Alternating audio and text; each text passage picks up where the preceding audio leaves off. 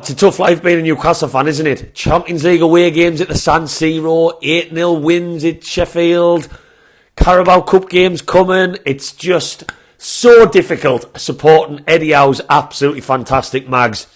We've got Manchester City in the Carabao Cup, a lovely, easy little start to the competition we came so close to winning last season. But Pep Guardiola's already complaining. He's got to get the bus home from Newcastle back to Manchester after the game. It's a difficult life being a Spanish diva, isn't it? But let's just hope him and the players are a little bit more car sick driving down the motorway, stuck in traffic, because we would love, well, I would love to go further in this competition than we did last season. And you know what that means? That means winning the thing. The Manchester City match previews coming up, Newcastle fans, so do us a favour. Make sure you stick around.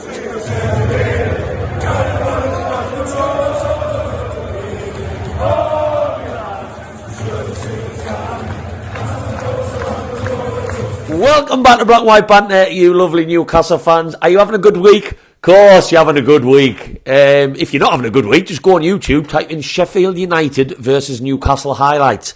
I've watched it the last time I checked 342 times. I've got a little marker pen that I mark it down because that's how sad I am. So yeah, if you are having a bad week, there's one simple solution. And that service there I've just given you is free. But we are back in action. We cannot rest on that too long. Slightly different opposition, slightly different type of game. I don't expect us to score 8 against Manchester City in the Carabao Cup, but I do maybe expect 3 or 4. No, I'm only joking. We've got an awful record against these. But Newcastle fans, before I go any further into my match preview, do us a little favour. Give us a little likey, Lou. That'll go a long way. And whack that subscribe button if you like my opinion by the end of this video. I'm going to keep this match preview short and sweet because I appreciate as this video is getting posted, it's quite close to kick-off. Videos have been a little bit slow because, well, I'm absolutely knackered from 2 away games, one being in Italy in a week and having to juggle that with work. But I did want to get one out there, so anyone who does see this before the match, I appreciate you tuning in to 2 videos in a day. Not ideal seeing my face that often in 24 hours. So, it's another big game, and some Newcastle fans are maybe saying that this isn't the one that matters, that a defeat would maybe be a good thing. I do not buy into that at all. Absolute load of bollocks. I'm a Newcastle fan. I had one of the best weekends of my life in this competition, going down to Wembley with some great people, having a great weekend, and we came so close to lifting this trophy last season, and that would have been everything I've dreamt of as a fan. And some people might call this the Mickey Mouse Cup. Yeah, as a Newcastle fan, I've got no shame in admitting we haven't won anything since 1969. This is not a Mickey Mouse Cup to us. This is a very, very big deal, and the trip down to Wembley proved that. And I want this team to go after every match we play and do as well as they can. Like, there's 2 sides to this. If we lose against Manchester City, which is always likely, we've got an awful record against Pep Guardiola's boys. Am I going to be losing sleep about it the next day? No, I will probably dust myself off quite quickly and move on to Burnley on Saturday and the small matter of PSG in the Champions League.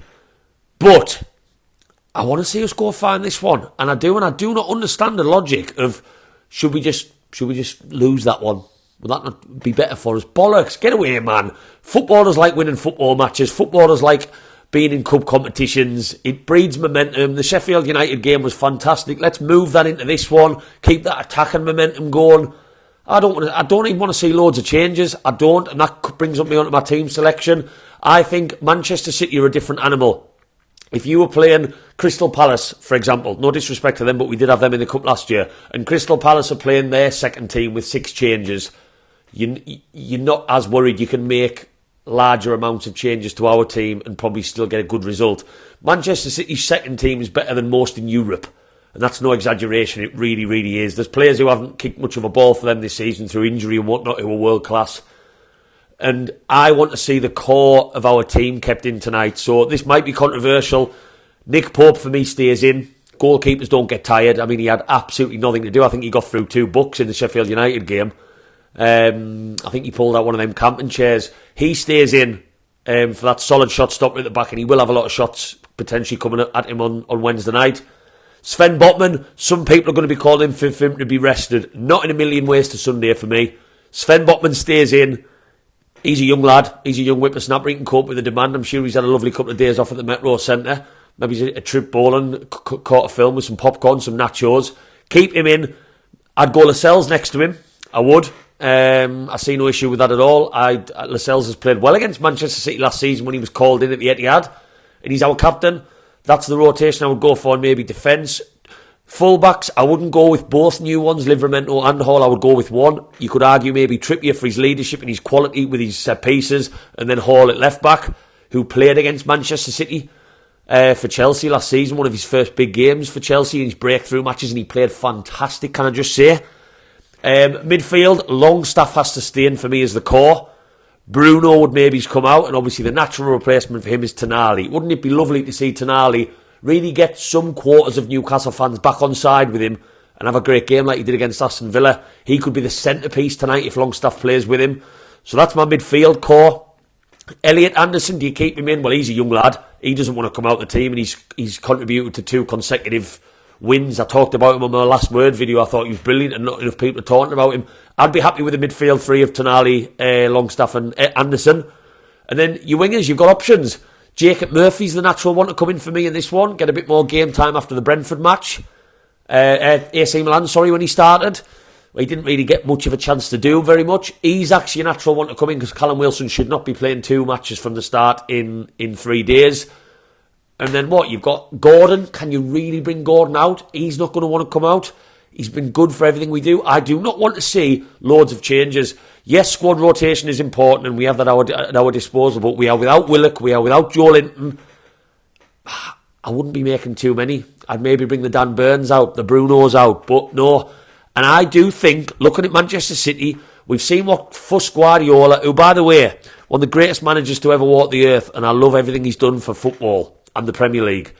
But he doesn't half get on my tits sometimes with these antics in front of the camera, how he plays up and pushes cameras away when he knows.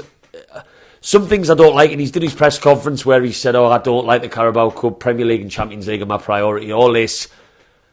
I wonder whether it's just all a load of camaraderie and he'll play quite a strong team. But I'm looking at who they've got injured, who they're apparently resting, and this is a very, very, very good opportunity for a Newcastle team with momentum of an 8-0 win to knock out one of the favourites for the competition in the 3rd round.